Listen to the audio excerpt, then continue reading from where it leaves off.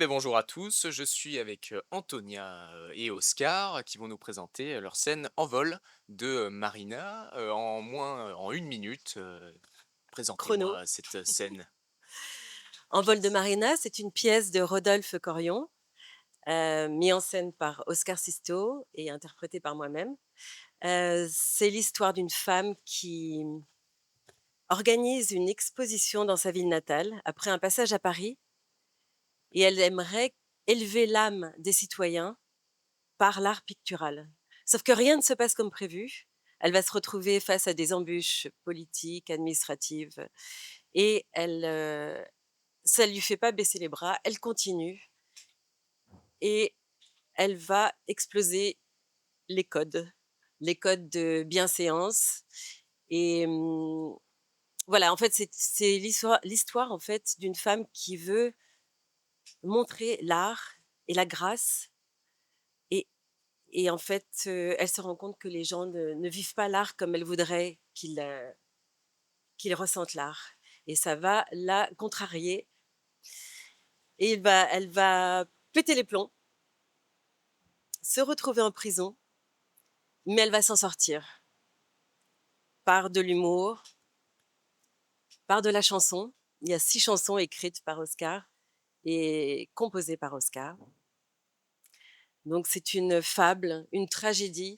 Il y a beaucoup d'humour, beaucoup de poésie, beaucoup de rage et moi, c'est ce qui m'a plu dans le texte.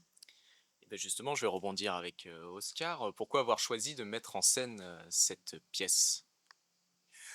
Quand Antonin Denavi m'a donné la pièce à lire, je l'ai lue d'un trait. J'étais dans un train et il m'a beaucoup plu parce que je trouvais que on oublie souvent les personnes qui sont autour des artistes, les agents, les producteurs, les assistants. Et ces gens-là ne se considèrent pas comme des artistes, mais ils vivent les angoisses de l'artiste. Et sans eux, on n'existerait pas, en fait. Et Marina, le personnage de la pièce de Corion, se rend compte, en fait, que même eux, derrière, une organisatrice d'exposition peut se sentir aussi incomprise qu'un peintre qui n'a jamais été compris de sa vie et qui est mort dans la misère la plus totale. Donc je pense que c'est une pièce, grâce aux chansons et au jeu très riche d'Antonia Denavi, on, on déploie et on voyage autour de l'angoisse de la création. Je veux dire, est-ce qu'il y a des pièces qui sont magnifiques et qui ne marchent pas, puis il y a d'autres succès qui ne sont pas mérités et qui fonctionnent. Donc, c'est être face à ce mystère. En quel moment une pièce peut... Alors qu'un film peut nous toucher 5 ans plus tard, on l'a pas compris il y a 18 ans, on la comprend à 25. Une pièce de théâtre dans le côté éphémère du théâtre, en fait, c'est très angoissant. Il y a plein de pièces qui se sont cassées la tronche et qui étaient sublimes et ils n'ont pas été comprises. Et puis c'est tout, c'est comme ça. Donc je pense que cette pièce, c'est autour du mystère de l'humain et au mystère de la création. Et ça nous fait tout de suite penser à vos parcours respectifs. Est-ce que vous avez une histoire par rapport à à cette pièce? Est-ce que ça vous rappelle votre histoire? Quels sont vos parcours, par curiosité? Alors moi, j'ai commencé par, du marketing, Oui. rien à voir et ensuite, j'ai fait un burn-out et je me suis orientée vers, le chant lyrique, qui a été ma grande passion et puis la danse aussi et je me suis dit: «Qu'est-ce quel est mon rêve? La comédie musicale» et en fait, en faisant une école de comédie musicale, c'est là que j'ai rencontré, Oscar et qui m'a donné, une détonation pour le théâtre et je me suis dit: «C'est ça que j'ai envie de faire». Donc je suis venue, plusieurs fois en tant que festivalière à Avignon et vraiment, je me suis dit que mon rêve, c'était d'être, dans le cœur d'Avignon en montant cette pièce. Moi, elle me rappelle mon parcours, hem, de jeune femme où il fallait rentrer dans une boîte. Il fallait être, respectueuse, lisse, il fallait, hem, être, finalement, comme on voudrait qu'on soit et ce que j'ai aimé dans cette pièce, elle m'a aidée à une sorte à trouver, ma féminité, mon féminisme. Elle m'a un peu révélée à ce que je suis vraiment et hem et je suis vraiment, reconnaissante et c'est une, voilà, c'est une, c'est comme une religion, en fait. Mais voilà, je suis très heureuse aussi de pouvoir exprimer le texte en chanson. Parce que je trouve que ça apporte énormément de couleurs et de piment à la pièce. Donc c'est très complet, en fait. Cette pièce est très complète. Elle touche toutes les palettes d'émotions, en fait. C'est ça qui m'a plu. Et la mise en scène est très cinématographique. Et ça, j'ai adoré. Elle est très simple, mais elle est profonde parce qu'on part de l'actrice, en fait. Et en voyant hier soir euh, ces milliers d'acteurs comme des hirondelles en train de coller des affiches, je dis, mon Dieu, si les gens savaient la foi qu'il faut avoir, comment est-ce qu'on peut croire en nous? À mon âge, je continue à être un peu un jeune débutant. J'ai commencé à 18 ans mon travail. J'ai fait des choses qui m'ont énormément plu, qui sont remarquables, je le dis sans aucune vanité, mais qui n'ont intéressé personne. Après, je fais des choses moins bien, tout à coup ça. Donc c'est ce mystère-là. En quel moment on est au sommet de la création? En quel moment on peut être Mozart et se sentir incompris, ou Beethoven mourir dans un lit plein de punaises? C'est ça. Je pense que cette pièce m'a touché parce que l'artiste sera toujours incompris, le bon comme le mauvais d'ailleurs, donc on ne sait jamais où se positionner, parce qu'on est bon pour certains et mauvais pour les autres. Mais peut-être qu'il y a des bons artistes et des mauvais artistes, mais il y a des bons spectateurs et des mauvais spectateurs aussi, il faut le dire. Et ça s'apprend. À être un bon spectateur, ça s'apprend en voyant tout et n'importe quoi. Et je trouve que si j'avais le temps et un budget colossal, je verrais presque tous les spectacles, sans regarder même pas les noms des acteurs. En fait, c'est un risque qu'il faut prendre. Et je trouve que la puissance d'un festival comme celui d'Avignon euh, est là. C'est un marché énorme et en même temps, tout se mélange et on peut ne pas aimer quelque chose et une heure après, on est dans un spectacle qui nous embarque. Et ça, c'est intéressant. C'est le mystère de la vie, en fait, de la création. Le monde a été créé sûrement un jour par quelque chose. Et bien la création, elle part de nulle part.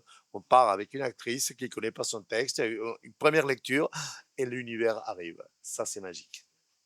Si vous deviez choisir un mot pour décrire cette pièce, quel mot choisirez-vous? Mm. Je dirais décollage. Décollage de l'émotion, euh, décollage de la réalité, décollage de la perception de ce qu'on est et de ce qu'on voudrait être. Décollage, décalage, déconnage. Je sais pas. En tous les cas, oui, c'est ça. J'aime bien comme ça. Moi, je dirais, j'ai un côté un peu mystique, hein, c'est que c'est plus fort que moi. Je dirais la foi. La foi de savoir que c'est inutile ce qu'on fait, et pas tant que ça à la fois. C'est ça l'idée. Donc, je pense que l'artiste doit garder son ego et son narcissisme, et en même temps, la vie nous apprend cette humilité-là. Il y a quelqu'un qui ne connaît rien qui va dire j'ai détesté votre truc. Il faut juste dire merci et partir, parce qu'il a le droit de ne pas vous aimer. Et c'est très dur pour nous parce que nous, on a besoin d'être aimés tout le temps. Donc, c'est ça qu'on apprend. On apprend à dire quelqu'un qui dit j'ai détesté votre spectacle. Il y a des gens qui sont durs parfois, et il faut le dire merci, parce que c'est son droit.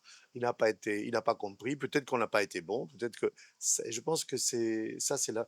Il n'y a pas que, bon, enfin, tous les spectacles, la création, elle est comme ça. Mais cette pièce-là parle de ce que cette femme, elle veut que tout le monde ait accès au plus grand peintre du monde, et les gens vont boire au cocktail au lieu de regarder le tableau. Et je pense qu'on est en face d'une réalité, la voie vers la médiocrité, où on va assister à un vernissage pour rencontrer des gens et picoler et ne pas rester 10 minutes devant un tableau, même si ça ne nous plaît pas. Et je trouve que c'est très formateur d'apprendre à regarder une pièce qui, a priori, n'allait pas me plaire. Aller voir une expo d'un peintre qu'a priori je n'aime pas, parce que c'est là où on forme et on structure notre âme. Je relève que vous utilisez souvent le mot formateur, formation. Est-ce qu'il y a une visée de formation du spectateur dans votre pièce? Oui, oui, je pense que oui. Je pense que le spectateur se forme tout seul, un peu sauvage comme ça, et c'est bien comme ça. Mais parfois, il faut l'initier. C'est-à-dire qu'un jeune ne peut pas comprendre un tableau de Picasso ou l'impressionnisme, parfois c'est pas, ou d'autres styles, même le classique. Il faut lui dire, voilà, tu vois, là, les clairs-obscurs en rentrent parce que à cet endroit-là, dans ces pays-là, la lumière, si on n'explique pas, on ne peut. Donc, il faut initier. Et moi, qui donne des cours de théâtre depuis des longues années, d'ailleurs, c'est comme ça qu'on s'est connus. Je faisais une masterclass dans une très grande école de comédie musicale. En fait, parfois, les gens, je dis, il faut lire. Il faut s'intéresser à l'architecture, à la mode, au maquillage, à plein de choses, à l'agriculture, savoir pourquoi une carotte. Ça, je pense que le mystère de la vie nous ramène au mystère de la création. Donc la formation, oui, on se forme, nous, avec l'écoute d'un. Et un spectateur avisé, ou curieux en tout cas, même s'il est vierge complètement, il peut dire, pourquoi à ce moment-là, elle dit ça, ce personnage? Et voilà, parce que la dramaturgie, c'est une écriture un peu sophistiquée. Donc, un public qui ne lit pas beaucoup peut être un peu dérouté. Mais s'il pose la question, mais c'est une porte qui s'ouvre devant lui. Un dernier mot pour la fin. Pourquoi justement ce spectateur devrait venir voir votre pièce? Je ne sais pas si les gens doivent venir voir notre pièce, pas plus qu'une autre. Non, non, non, non. Mais ce qui me touche, moi, dans cette pièce, c'est est-ce que si on fait une expo de vrais Rembrandt et des pièces uniques, est-ce que les gens vont s'arrêter 10 minutes pour savoir ce que le peintre ressentait à ces moments-là? C'est pour ça on a des, comment on dit, c'est pas des photocopies, des reproductions, des vrais tableaux qui sont vandalisés par la dame à un moment donné. C'est-à-dire que le personnage se dit, si personne ne comprend ces tableaux, ben, personne, donc il ne doit pas exister. Et c'est un peu fataliste, un peu diabolique, mais parfois on se dit, si personne ne m'aime, mais je me suicide. C'est pas très gai comme fin. Non, Euh, je ne parlais pas de la pièce, je parlais de moi. Ah, Moi, je dirais que c'est un voyage dans l'esprit d'une femme féministe, engagée, folle, irraisonnée, et ça fait du bien. Et ça fait du bien de sortir un peu de sa réalité. Il y a beaucoup de poésie, il y a beaucoup de couleurs, il y a beaucoup d'humour, il y a de la danse, il y a du chant. Ça fait du bien à l'âme. ben merci beaucoup. Merci. Merci beaucoup.